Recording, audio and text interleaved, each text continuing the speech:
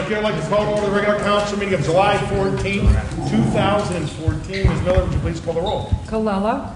Here. Dixon. Excuse me. I'm here too.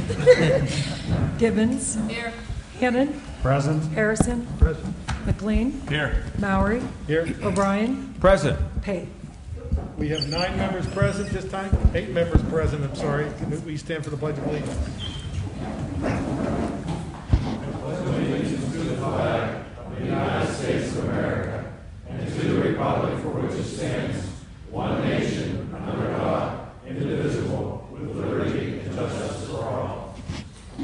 I have a couple chair announcement. Executive session of council was held on Monday, June 23rd, 2014 to discuss personnel items.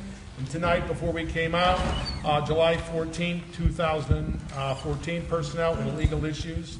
This time, I'd like to turn to the reports of the officials in the library.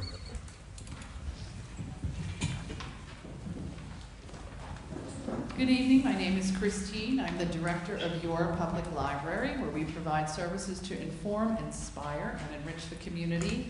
The summer reading programs are still going on, and I was asked to let you know that it's not too late to still sign up. Summer reading is for children through adults. There's different programs for different age levels, and the program will conclude at the end of the first week of August. We have a lot of programs going on, particularly in the children's room this month, and I would tell you more about them, but they're all full already, so good thing. There is a program that we're hosting for adults called Where Heroes Lie. It is a program that we're doing in conjunction with who'syourbrother.org, which is a nonprofit organization that matches your talents and skills with people that are in need without any expectation of payment. So it's kind of a pay-it-forward organization. So they will be here at the library on Thursday, July 31st at 7 p.m. to discuss more about Who's Your Brother. And I want to take a minute to remind you of some of the services that the library offers. I know I talk about these frequently, but I'm very proud of them. First one is Freegal. It is a downloadable music service. It is free with your library card. There are over 3 million song titles available through Freegal. You can download 3 music tracks per week for free, and those are yours to keep. You don't have to download any software, and you can enjoy them on your phone, your PC, your tablet. Also, we have access to Hoopla, again, free with your library card, where you can borrow free videos, movies, TV shows. Also, there's music and audio books. Again, you can enjoy those on your PC, your tablet, or your smartphone. Those do return themselves, though they're not yours to keep, so you can borrow them much like a book. And I've been seeing commercials this last week for back-to-school stuff, so it reminded me to remind you of the Access to Testing and Education Reference Center that you have also free with your library card. So there's Resume Builder on there, study guides, college and scholarship searches, and also you can take free full-length scored practice tests for things like the GED, SAT, ACT, PSAT. There's also AP class, advanced placement. You can do some test prep on there. Microsoft Office tutorials. You can take the military test on there. Also the ASE automotive test, real estate test prep, and then also graduate record exams, the law school entrance exam, and the MCAT, to name a few.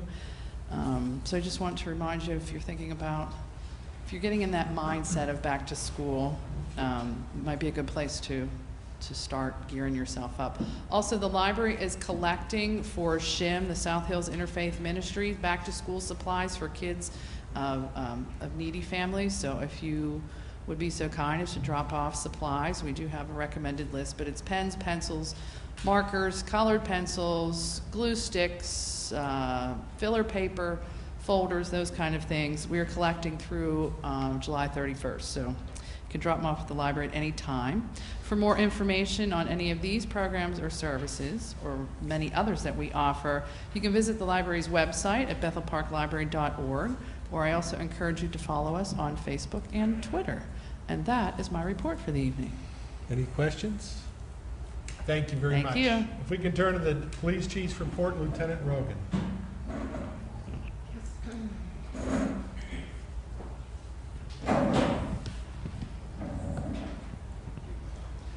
Good evening, everyone.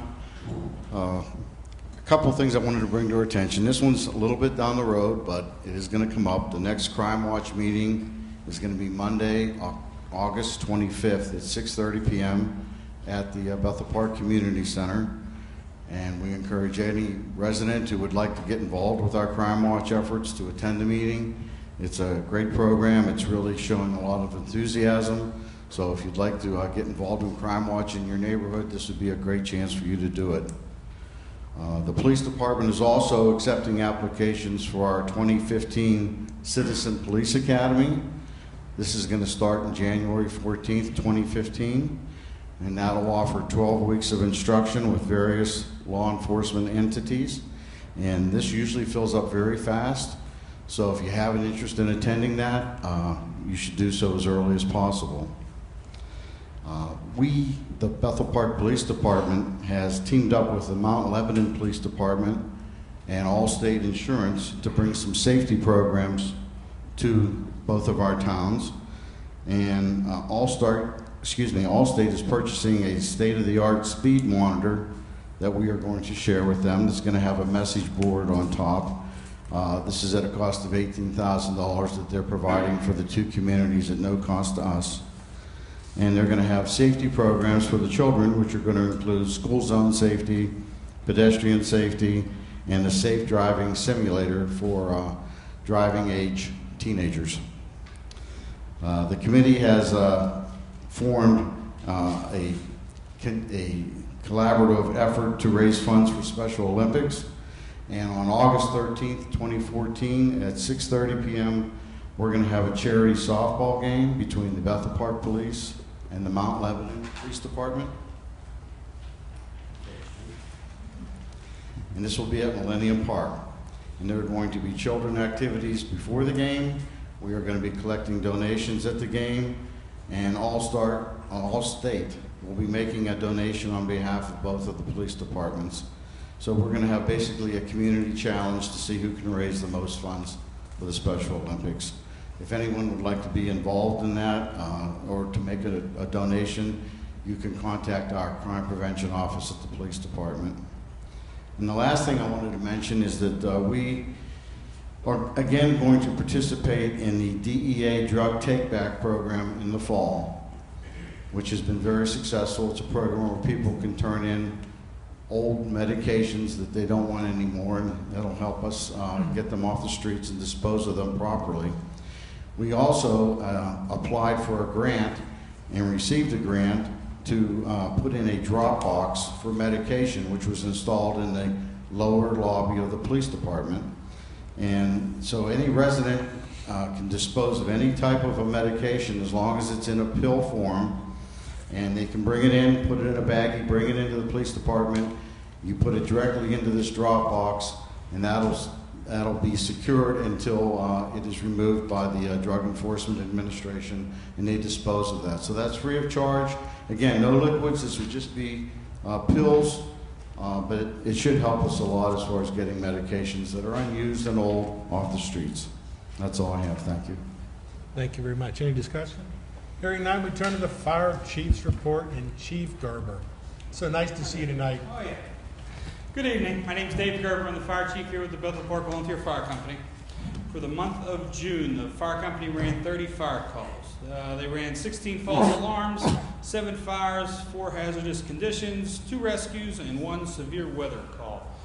We're at a total of 193 calls for the year. Just two real quick things for you. Our second mailing for fundraising just went out in the past week. I believe I got mine, or got one in the mail today at the house. Just so everybody knows, and I know we've got some questions on this, everybody's property tax notices, I believe, just recently come out, and there is a card in there saying that we are getting funding now through tax money, and the fire department is this year because of the gracious residents here in Bethel Park. But with that, the tax money that we are getting is paying for buildings, and it is paying for the new building that we're building down the street here coming up. That money does not go towards funding things like equipment, vehicles, stuff that goes in the building as far as computers and all that other kind of fun stuff, we still rely on your donations for that. So that is very important. I know when we went through the referendum and all, we were flat out and told people that this fundraising was not going to go away. We were still going to need money for those kind of things. One of the big things that the tax money is going to pay for is the new building that we severely needed. So with that, we still rely on your donations, and if you were able to donate, we would greatly appreciate it. And as always, you can go online and donate. You can mail stuff back with the card and stuff that comes in the mail and all with you. You can go online to our website at BethelParkVFC.com, and you can donate right online. You don't even got to waste money on a stamp. So with that, as I said, we still rely on your donations and stuff for us, and if you can donate, we greatly appreciate that. And the other last quick thing was the Brightwood Station project. Last time we talked, we said that the project was getting started as far as demolition and all. Anybody who's been down that way the last couple days, they've noticed the big change down there. There's several buildings gone, and the fire station that was down there is a little more than halfway gone, I'd say, or so. It is getting torn down. So we were very excited to see that that's where the project's at. We're getting moving.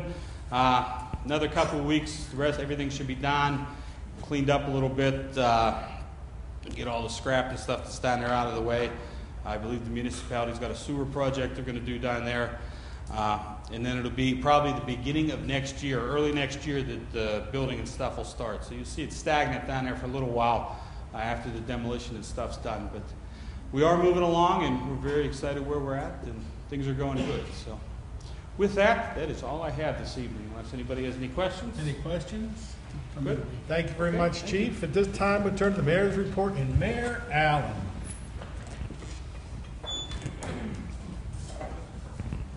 Thank you, Mr. President. I have two items this evening. The first one, anytime I come across something that pays accolades to Bethel, I like to pass that on. Bethel Park makes the best places for home ownership list. And this is a study from a company out in San Francisco. And it's based on affordability, population growth, and home ownership rates. Bethel Park has a home ownership rate of 80.5%. Homeowner cost of $1,470 a month, $1,470 a month. And cost as a percentage of household income is 25.9%. The median home value in Bethel is $154,800, and we actually have a population growth of 0.1%, which makes Bethel Park number 10 for the whole state of Pennsylvania. So I just wanted to pass that on. The second thing is for the month of July, the group that makes Bethel Park someplace special is the South Hills Veterans Honor Guard. And at this time, I'd like to invite the gentleman to come up, please. Everybody. I want to see everybody on TV.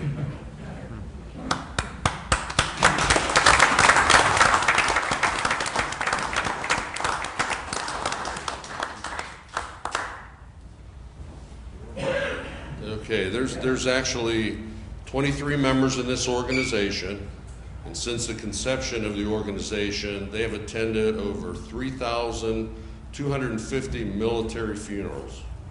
For the year 2013, they had, 267 funerals in 2013. As of this report that I got, this year 189, and what's amazing is in one of the coldest winters on records, they were outside at cemeteries 77 times, including 32 funerals in February, and they don't work on Sundays. That's 32 funerals in 24 days.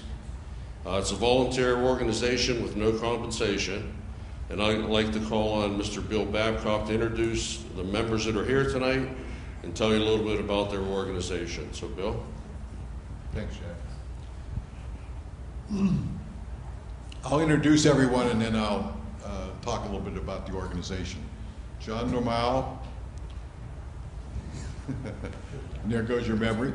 Chris Brown, Brian Allen, Paul Kubis, Bruno Fontanese, Joe Savar, Ed Becar, Bobby Mastanini, Jerry Baker, Damian Gilday, Jim Albright, and on my right, Dick Rush.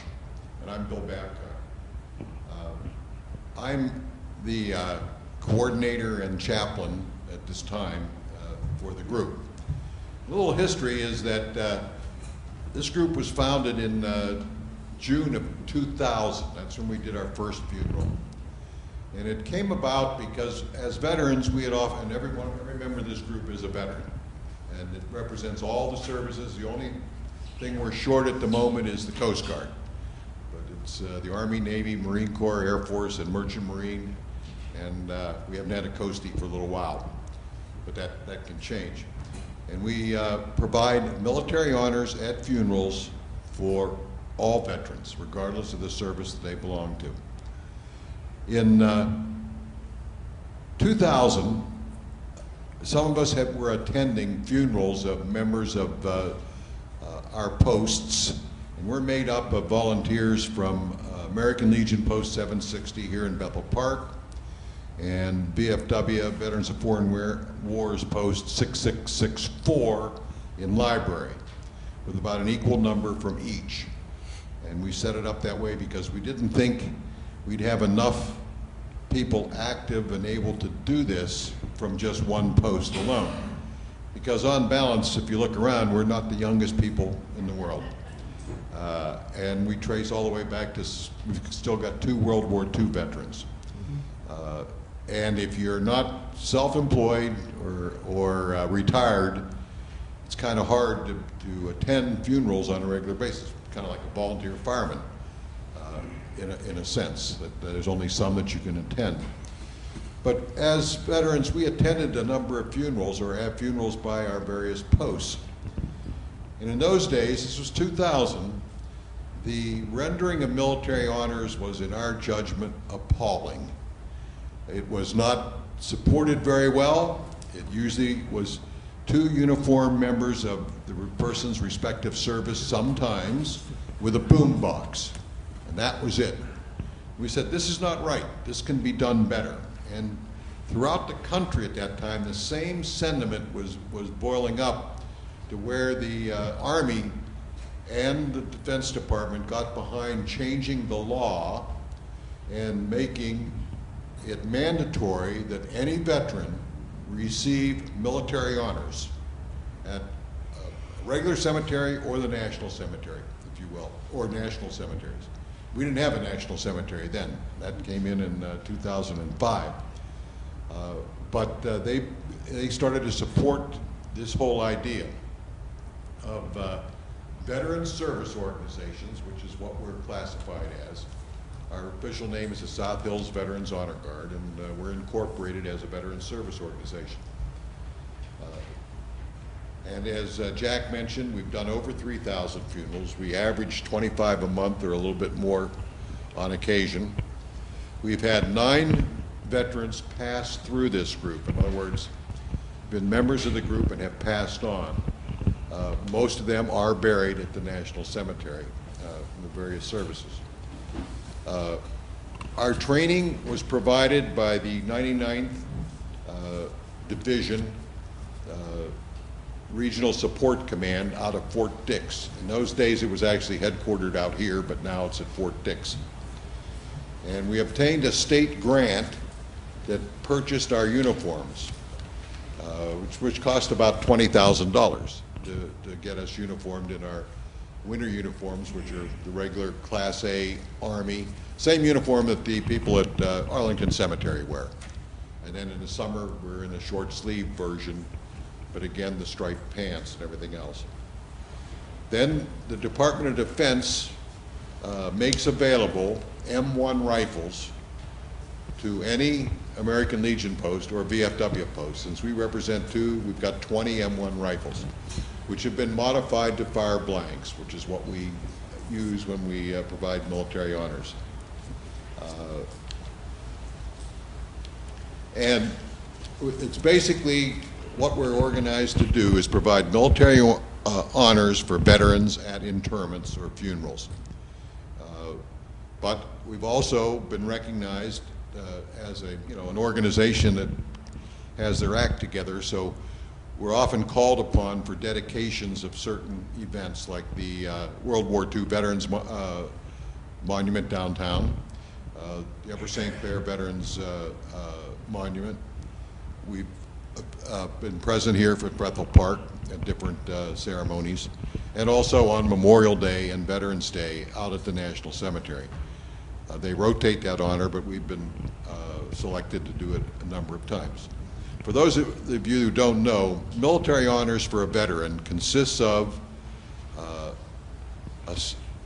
7-rifle volley, 3 volleys of 7 rifles, the playing of taps, the folding of the national ensign, the flag, and presentation by uniformed service members to the next of kin or whomever the family has designated.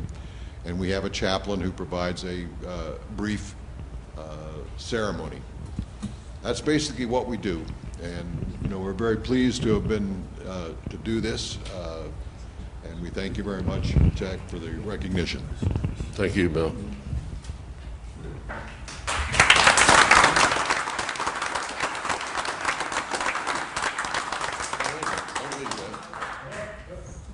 Mr. Rush, please come back. Well, I just want to thank everyone here and the ones that aren't here. There is one female that's in this group, and she couldn't make it tonight, so I see. And I have a certificate, and I have one for everyone. And what I'll do is I'll read it, and I'll give Bill all of them so you can pass out.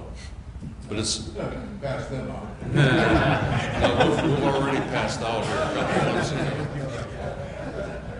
Certificate of recognition presented to Jim Albright right here. South Hills Veterans Honor Guard for your service and dedication to the Bethel Park community, awarded this 14th day of July 2014 under my signature, and I really do appreciate all the work that you do.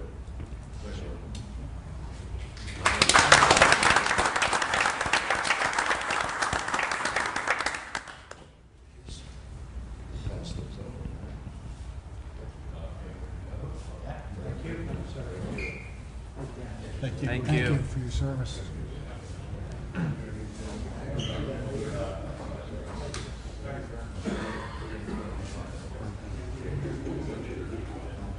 Thank you. Thank you. Thank you. Thank you for your service. And actually, let me just say one more thing, because the person who was supposed to speak is Ted Pace, and he wasn't here tonight. But he was, which is kind of neat.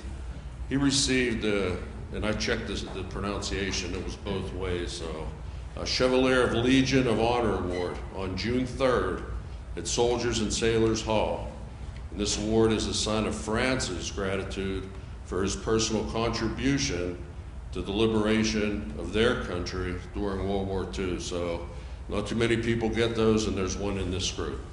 So thank you very much. And that's it. Thank you very much, Mayor. At this time, could we turn to the approval of the minutes, and Mr. Hannon? I move that we approve the regular council meeting minutes of June 9th, 2014. Second. There's a motion and a second that we approve the regular council meeting minutes of June 9th, 2014. Any discussion of this item? Ms. Miller, would you please call the roll? Colella. Yes. Dixon. Yes. Gibbons. Yes. Hannon. Yes. Harrison. Yes. McLean. Yes. Maury. Yes. O'Brien. Yes. Motion passes 8-0. This time, I'd like to turn to the approval of the bills and payrolls, and Mr. Hannon. I move that we approve the bills and payrolls for municipality per bill list number 071414 in the amount of $1,662,187.27. There is a motion and a second that we approve the bills and payrolls for the municipality per bill list number 071414 in the amount of $1,662,187.27. Any discussion of this item? Ms. Miller, would you please call the roll? Dixon. Yes. Gibbons. Yes. Hannon. Yes. Harrison. Yes. McLean. Yes. Maury. Yes. O'Brien. Yes. Colella. Yes. Motion passes 8-0. This time I'd like to turn to resident comments for non-agenda items. If you'd like to come up and state your name and address for the record. Hearing none, can we turn to general policy and finance? And we have no residents signed up to speak. Mr. McLean. We have one item on the agenda this evening, Mr. President, approval of retirement. Motion, I move that we approve the drop pension retirement election of Police Officer David A. DeTapa with an effective date of December 31, 2014, in accordance with Ordinance 08-10-09. Second. There is a motion and a second that we approve the drop pension retirement election of Police Officer David A. DeTapa with an effective date of December 31st, 2014, in accordance with the ordinance 08-10-09. Any discussion of this item? Ms. Miller, would you please call the roll? Gibbons, Yes. Cannon, Yes. Harrison, Yes. McLean, Yes. Maury, Yes. O'Brien, Yes. Colella, Yes. Dixon. Yes. Motion passes 8-0. Mr. McLean.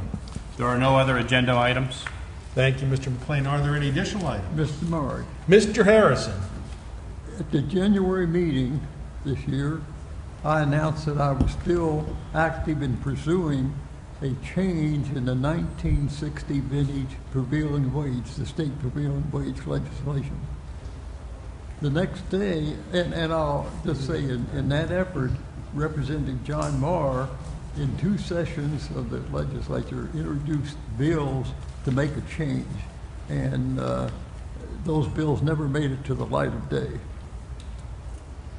After making the announcement at the January meeting, next day I sent Representative Marr an email requesting that he inform me of what action, if any, has been taken, will be taken, and what his plans are in promoting this like he did previously.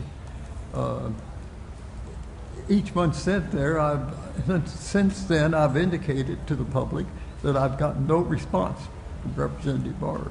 So last month, I sent Representative Marr a follow-up email reminding him of the previous one and telling him that the next public meeting here would be July the 14th tonight, and I'd appreciate hearing from him. And I haven't heard from him. I checked my email before I came to the meeting. I just think Bethel Park is a significant community in the area he represents in the state legislature. And I think he owes this governing body and the public some sort of response. Maybe he's lost interest, maybe he thinks it's hopeless or whatever, but I think he owes us a response. So I'm going to continue to keep people informed.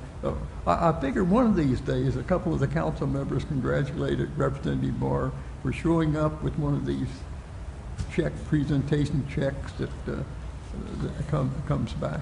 And so what I'm looking forward to is one of these days Representative Marr will probably show up at our meeting, and then I'll be able to talk to him what I call eyeball. But I'm going to continue to ask him to tell us what effort he's taking or can take or will take in behalf of this effort. Thank you very much. Thank you very much. Any additional items? Just for the public's information, the Welcome to Bethel Park signs, we did a lot for new ones for this year, and I've been assured by the end of next week they will be all up. So stay tuned. Okay, at this time, can I turn to Planning and Zoning and Mr. Dixon? Mr. President, we have no items under planning and zoning. Thank you, Mr. Dixon. Any additional items? Hearing none, can we turn to Health, Safety, and Welfare and Mr. O'Brien? Mr. Meyer, there are no items tonight under Health, Safety, and Welfare. Thank you, Mr. O'Brien. Any additional items? Hearing none, can we turn to Public Works and Maintenance and Ms. Gibbons? There are no items on the agenda. Thank you very much, Ms. Gibbons. Are there any additional items? There is an additional item. Yes. Thank Mr. you, O'Brien. Lord. I have 2. First of all, in my travels, I ran into an individual named George Atkins, and he's had a dream to bring together all of gospel music that was created in the South Hills many, many years ago through all the churches. And he's been soliciting the county, Allegheny County, for their series, Concert in the Parks. And they finally granted his wish. And so, A Night Under the Stars on July 25th, 2014, 7:30, in South Park at the amphitheater, South Park Gospel Night. And the churches that will be featured are churches around our neighborhood. Peters Creek Baptist, Mount Zion Baptist, Shiloh Baptist, Bethel Baptist, United Methodist, St. Joan of Arc, Sunrise Baptist, First Bethel of Finleyville, St. John's Ministry, and Nativity. So for the county to allow this to happen in our neighborhood, I think it would be wonderful that we'd all try and get on and support Mr. Atkins and his dream. The other issue I have tonight is last month I made an announcement that we had a special presentation or a special interest in the Veterans Memorial, that we were going to bring some new flags to honor our country during the month of July, our nation's birthday. Those flags are flying now, and they are really unique. Through Cliff down at the Flag Factory, for Kathy for her help, and Caroline Briggs for her help as a volunteer, we put together some really unique flags of our nation's history. Some you may know, some you may not know. I found it very interesting and enlightening to find out all these different histories of the flag.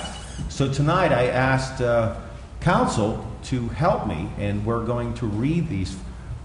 The histories of the flags are now flying in the Veterans Memorial, and through the hopefully through the magic of Dave Cable and BPTV 7, you'll be able to see the flags as they fly in the memorial today. So without further ado, we'll start with Jack Allen and move all the way down with the history of the flags that are flying in our memorial for July. Mayor Allen. Okay, thank you. The first one is the traditional First Continental Navy Jacks. The Don't Tread on Me and Rattlesnake ensign have become a powerful American symbol, which tradition tells us was used by the Continental Navy in 1775 and is now being used against the U.S. Navy in the war on terrorism. Although there is a widespread belief that ships of the Continental Navy flew this jack, there is no firm basis of historical evidence to support it. We have several fanciful contemporary pictures showing a very youthful Commodore Essex Hopkins. He was actually 58 in 1776. He was our first Navy Commander-in-Chief that appeared in Europe during the Revolution, that showed flags flying from both the bow and the stern of his ships. In some pictures, the rattlesnake flag appears, and in others, we only have straights. Thank you, Mr. Mayor. The Philadelphia Light Horse Troop flag. This troop was formed by a group of Philadelphia gentlemen on November 17, 1774. Many were businessmen and merchants who supplied their own uniforms, military equipment, and horses. The flag was contributed to the unit by Captain Marco. It was designed by John Fulwell and painted by James Claypool. The British Union was originally painted in the canton, but the artist was instructed to paint the 13 stripes to represent the United Colonies. It was this troop that escorted General Washington from Philadelphia to take command of the Continental Army, assembled at Cambridge outside of Boston in June 1775. The Light Horse Troop later carried their flag into the battles of Brandywine, Germantown, Princeton, and Trenton. The Star-Spangled Banner, 1795. This flag became the official United States flag on May 1st, 1795. 2 new stars were added for the admission of Vermont and Kentucky into the Union. This flag was used for the next 23 years, and it is the only flag to ever have more than 13 stripes. During the War of 1812, Major George Armistead, Commandant of Fort McHenry outside of Baltimore, Maryland, said he desired to have a flag made so large that the British will have no difficulty in seeing it from a distance if they attacked. An oversized American flag is called a garrison flag, and a giant garrison flag was made by a Baltimore flag maker named Mary Young Pickersgill, whose mother, Rebecca Flower Young, had made the Grand Union flag for George Washington. The Fort McHenry flag was 30 feet high and 42 feet long. To put that in perspective, that's almost as long as a tractor trailer and twice as high. During the war, the British attacked and burnt the Capitol building in Washington, D.C. in August of 1814. The next month, they attacked Baltimore. During the bombardment of Fort McHenry, Francis Scott Key wrote the Star-Spangled Banner in honor of the men at Fort McHenry and the very big flag that flew over the fort. The British failed to capture Fort McHenry and were unsuccessful in their attack of Baltimore. The 34-star flag, the Union Civil War flag. The flag became the official United States flag on July 4th, 1861. A star was added for the admission of Kansas on January 29th, 1861, and was to last for 2 years. The only president to serve under this flag was Abraham Lincoln from 1861 to 1865. The 24-star flag. This flag became the official United States flag on July 4th, 1822. A star was added for the admission of Missouri August 10th, 1821, and was to last for 14 years. The presidents who served under this flag include James Monroe, 1817 to 1825, John Quincy Adams, 1825 to 1829, and Andrew Jackson, 1829 to 1837. The Gadsden flag, that's a "Don't Tread on Me" flag that has a vicious-looking coiled snake. In 1775, Colonel Christopher Gadsden was in Philadelphia representing his home colony of South Carolina at the Continental Congress and presented this new naval flag to the Congress. It became the first flag used by the seagoing sailors who eventually would become the United States Marines. This flag first saw combat under Commodore Hopkins, who was the first commander-in-chief of the new Continental Navy. When Washington's cruisers put to sea for the first time in February of 1776 to aid the Bahamas and capture stored British cannon and shot. The Betsy Ross flag, the most popular historic flag. Legend says the Betsy Ross designed and sewed the unique 13-star flag for George Washington as our country's first flag. Historians dispute this, but however the facts, it is a beautiful, beloved symbol of our nation and its independence. There are at least, or maybe more, 10 different legendary stories of the Betsy Ross flag. I will share one of them with you. In June 1776, brave Betsy was a widow struggling in her own upholstery business. Upholsterers in the colonial army, in colonial America, not only worked on furniture, but did all manner of sewing work, for which some included making flags. According to Betsy, General Washington showed her a rough design of the flag that included a 6-pointed star. Betsy, a standout with scissors, demonstrated how to cut a 5-pointed star in a single snip. Impressed, the committee entrusted Betsy with making our first flag. One of the flags that is now in the Veterans Memorial, and appropriately for Bethel Park, is the Whiskey Rebellion flag of 1794. The first real test of the new federal government of the United States was the Whiskey Rebellion. To finance our new country, the federal government imposed an excise tax on distilled spirits. Since coins and currency were scarce, whiskey served as an important medium of exchange. In western Pennsylvania, farmers refused to pay the tax and attacked the collectors sent from the government. It is believed that the Whiskey Rebellion flag, as it is now out in the memorial area, is one of the flags that was used in this brief protest, and which ended when our first president, George Washington, called out 15,000 militiamen to protect the tax collectors. There were also reports of striped flags like the Sons of Liberty flag and modified stars and stripe flags being used in the violent protest over the right of the new national government to levy taxes. Another flag that is in the memorial is the Grand Union flag. The first flag of the colonists to have any resemblance to the present stars and stripes was the Grand Union flag, sometimes referred to as the Congress colors, the First Navy ensign, and the Cambridge flag. Its design consists of 13 stripes, alternating red and white, representing the 13 colonies, with a blue field in the upper left-hand corner, bearing the Red Cross of St. George of England and the White Cross of St. Andrew of Scotland. As the flag of the Revolution, it was used on many occasions. It was first flown by the ships of the colonial fleet on the Delaware River.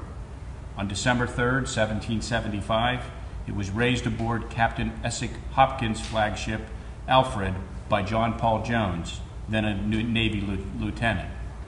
Later, the flag was raised on the Liberty Pole at Prospect Hill, which was near George Washington's headquarters in Cambridge, Massachusetts. It was our unofficial national flag on July 4th, 1776, Independence Day, and it remained the unofficial national flag and ensign of the Navy until June 14th, 1777, when the Continental Congress authorized the Stars and Stripes. The Bennington flag, 1777. According to tradition, this flag flew over the military stores in Bennington, Vermont on August 16, 1777. There, the American militia, led by Colonel John Stark, defeated a large British raiding force led by British General John Burgoyne in order to protect military supplies at Bennington. The battle was won when Ethan Allen and Seth Warner, who led the Green Mountain Boys, arrived with cannon and supplies taken from Fort Ticonderoga. Colonel Stark was later promoted to general, and after the war was given land in the Ohio River Valley. It is Stark County today. When General Stark died, he was the oldest and last Revolutionary War general. The traditional version of the story gives Colonel Stark's wife, Molly Stark, credit for making the flag. She followed the accepted rules of heraldry and began and ended the stripes with white ones. Also, according to the rules of heraldry, a star must have at least 6 points. Anything with 5 points or less was called a spur. The 125th Pennsylvania Volunteers. At the vanguard of Joseph Mansfield's 12th Corps advance in the Dunkerchurch and West Woods, the Battle of Antietam was the first combat engagement for the 125th Pennsylvania. Advancing past the Dunkerchurch, the 125th found itself isolated in the West Woods with Confederate forces all around. The 125th watched General Mansfield fall mortally wounded to their right front, while the 125th continued to pour its fire into the nearby Confederate ranks. George Simpson, the 125th's color bearer, was hit by a bullet in the head and died instantly. As second man picked up his flag, and he too was shot down. 2 more men would fall holding the flag amidst the carnage of the West Woods. Later, Sergeant W.W. Greenland picked up the flag, stained with the blood of George Simpson, and carried it back across a field to a nearby battery where the remnants of this 9-month division rallied under heavy fire. 29 men of the 125th were killed, and another 121 were wounded in roughly 20 minutes of frantic combat within the West Woods. The 125th monument in the West Wood features color bearer George Simpson high above its pedestal, still clutching the flag. Mr. Murray, I'd like to thank council for the beautiful and elegant reading of our nation's flags. And I would like to invite all of Bethel Park residents to come down and see the flags. They'll be on display until the end of July. Thank you, Mr. O'Brien. Who would have thought you'd turn to a council meeting and learn history? Is there a motion to adjourn? We adjourn. Second, all in favor? Aye. Meeting adjourned. Good night, everyone.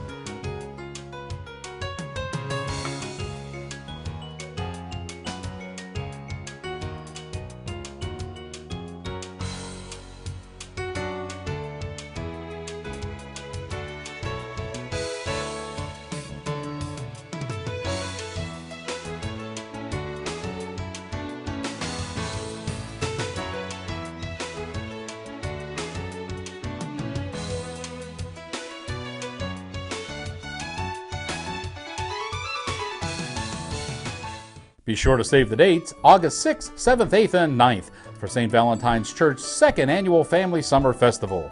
There'll be games, rides, raffles, and fine food. Dinner's nightly at 4 p.m., and the festivities begin afterwards at 6 p.m. Last year's festival was spectacular, and this one promises to be even bigger. That's Wednesday through Saturday, August 6th through 9th at St. Valentine's on Ohio Street in Bethel Park. Bring the family and friends to St. Val's for a rollicking good time. I grew up in a sports family. From a very young age, I was exposed to sports in a great way. My uncle was on the first pro basketball team in Pittsburgh, the Pittsburgh Ironmen. My cousins played baseball in the Army. I got to see them pitch at Fort Knox in Louisville, Kentucky. And my dad, of course, that was my hero. He was a basketball referee for over 30 years. Met a lot of great people. Have any of you ever heard of George Couples? He was a man who used to call our house and schedule my dad for City League basketball games. Just been a passion in my life. And as I got older, I found out about horses, and I ended up owning a stable. And I was asked to be on a sports show with Roger Houston called the Meadows Racing Network. Watching Roger Houston direct and even produce this show. And when we were done, I said, boy, that'd be something great. Maybe someday I could have a TV show.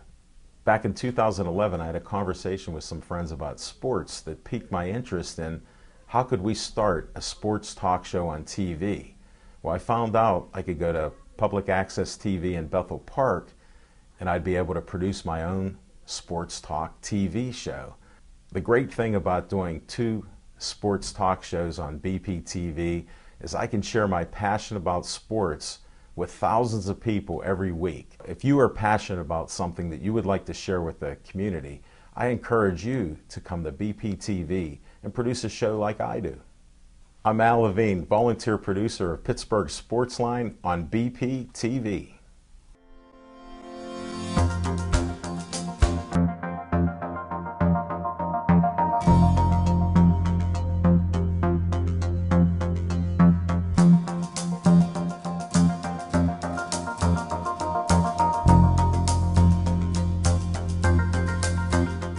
My love of books goes way, way back, and that's why working here at the Bethel Park Library is such a perfect fit for me. I remember fond memories of my childhood, reading to my younger sister some of our favorite books like The Pokey Little Puppy or Mickey Mouse's Picnic. As part of our bedtime routine, we would be on our bed, before we fell asleep, reading chapter books together and all taking turns sharing chapters from Little House on the Prairie or Anne of Green Gables. As we got older and we were able to read it on our own, we would still read aloud together and we would share chapters. We'd take turns, we'd pass the book around. I stress that to families today, the importance of reading aloud and sharing books as a family, because not only does it create those wonderful memories that you always have, but it's so very fundamental to the reading process and to the learning process. Picture books have always been my favorite. So again, working here at the library is just wonderful, and it's the perfect fit because now I get to share those happy memories and I get to share the awesome picture books with kids. And kids of all ages. I love doing shows on BPTV such as Book Nook because again I'm sharing my love of books with kids at home and hopefully encouraging them to come in and then check those books out. And it does work. I've seen it happen. I love when kids run in here the next morning and say, I just watched you on TV last night, or when a parent is with that child saying, hey, we're here to check out that book that you read on the last Book Nook show. That's great. That's how we know it's working and our purpose behind the show is being fulfilled. It's also especially rewarding to me to hear of not only people watching it and viewing it with their kids in their homes, but maybe also using it in their classrooms. I have a lot of friends who are teachers, and we've connected again via Facebook, and a lot of these teachers are telling me that they're airing Book Nook in their classrooms and sharing it with their young students. So that's especially rewarding to me. Patrons who I've become very close with, friends with, who have moved away, and they were sad that they were no longer going to be able to tune in to check it out, but lo and behold, now they can because, again, the BPTV staff is so wonderful, and they upload our episodes to YouTube as well, so now she watches them on the web with her children in Kentucky or wherever it might be. So it is very, very rewarding. We're not only sharing these stories, these special books with kids here in Bethel Park, but we're sharing them with kids across the United States. My name is Elaine Volpe, Head of Youth Services at the Bethel Park Public Library and producer of Missy Lane's Book Nook on BPTV.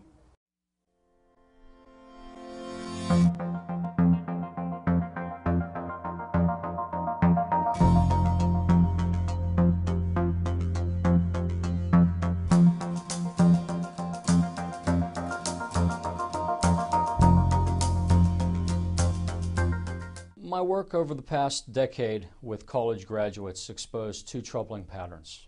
First of all, too many of the applicants that were seeking a degree were simply unprepared And secondly, too many of the college graduates, once they finished, simply lacked the skill set that employers were looking for.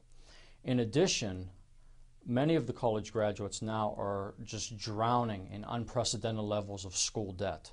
The school debt has reached the $1 trillion mark, which is now second only to home mortgage debt.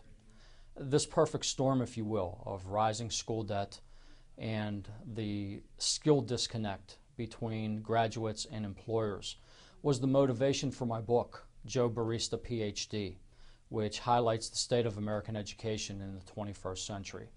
It chronicles the educational struggle and journey of a young man who grew up deep in the heart of the Appalachian Mountains, only to find himself an overeducated, experience-deficient graduate who was saddled with a mountain of school debt and no viable job prospects.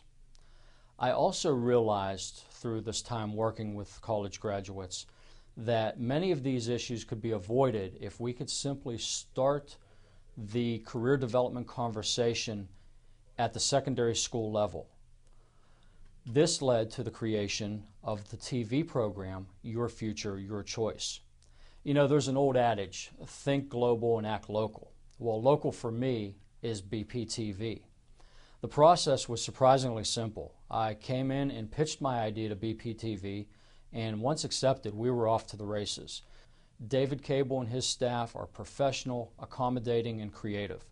I literally tell them what I want, and they make it happen. I'm Emmanuel Romanis, Principal Consultant at Forward 21 Career Consulting, and the creator and host of Your Future, Your Choice on BPTV.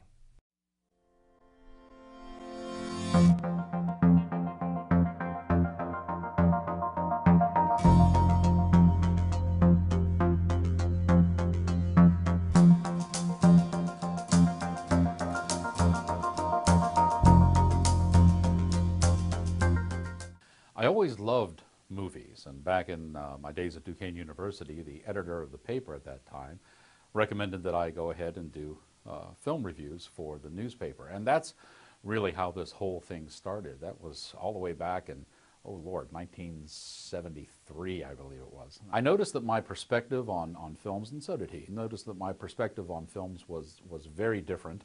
It was probably about 12 years ago that I was contacted by Joey Berlin from Hollywood, and he asked me to be a part of the Broadcast Film Critics Association, a new organization that they were heading up there on the West Coast, and I readily agreed. And of course, they produce every year the Critics' Choice Award.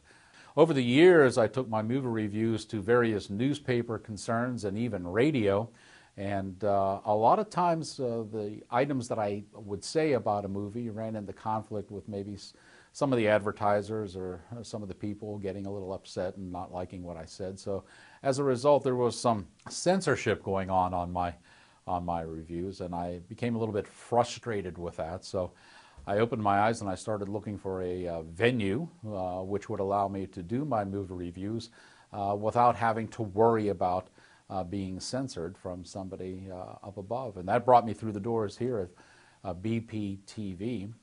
Because of the really fine experiences I've had here at BPTV in producing outtakes, I decided to spread my wings a little bit and delve into some of my other interests. I've always been a very huge hockey fan, so I started doing play-by-play hockey announcing for some of the local teams, especially the Bethel Park Blackhawks here on BPTV, and had a great time doing that. Must have done that for about 10 or 12 years as well.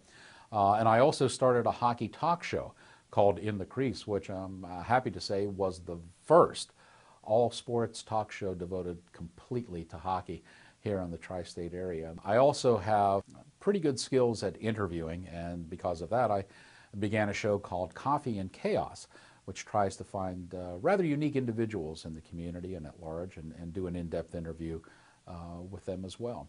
I've had a great time here at BPTV. There have been a plethora of people that have come through the door, interns and people who just volunteer here, and every one of them has a passion for TV, and I enjoy seeing that passion. So if you have an idea, a creative aspect, or an opinion that is unique to you, and you're looking for a place to express it, there's no better place than Public Access TV, BP TV. I found a home here. Probably you can too. I'm Fiore Mastracci, host and producer of Outtakes, and a list of other shows too.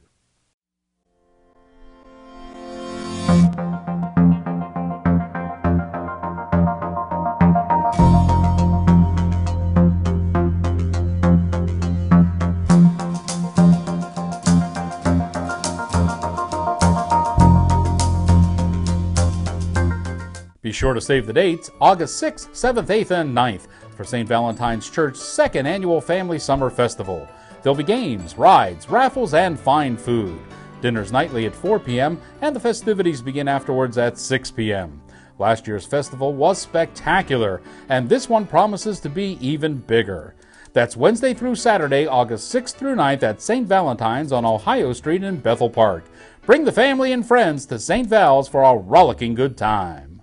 From a very young age, I was exposed to sports in a great way. My uncle was on the first pro basketball team in Pittsburgh, the Pittsburgh Ironmen. And my dad, of course, that was my hero. He was a basketball referee for over 30 years. Just been a passion in my life. And as I got older, I found out about horses. And I ended up owning a stable. And I was asked to be on a sports show with Roger Houston called the Meadows Racing Network. And when we were done, I said, boy, that'd be something great. Maybe someday I could have a TV show. Back in 2011, I had a conversation with some friends about sports that piqued my interest in how could we start a sports talk show on TV. Well, I found out I could go to public access TV in Bethel Park and I'd be able to produce my own sports talk TV show. The great thing about doing 2 sports talk shows on BPTV is I can share my passion about sports with thousands of people every week. If you are passionate about something that you would like to share with the community, I encourage you to come to BPTV and produce a show like I do. I'm Al Levine, volunteer producer of Pittsburgh Sportsline on BPTV.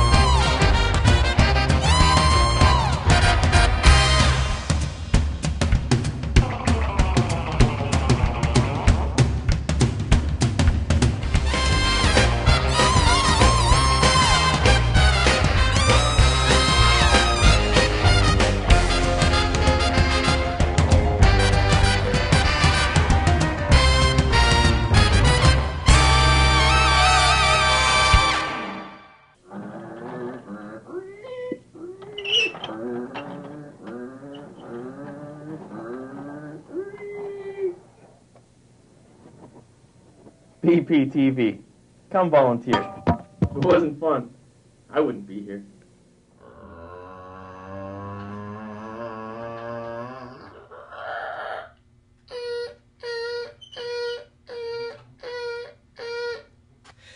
BPTV. Come on in, make a show. It's still fun after all these years.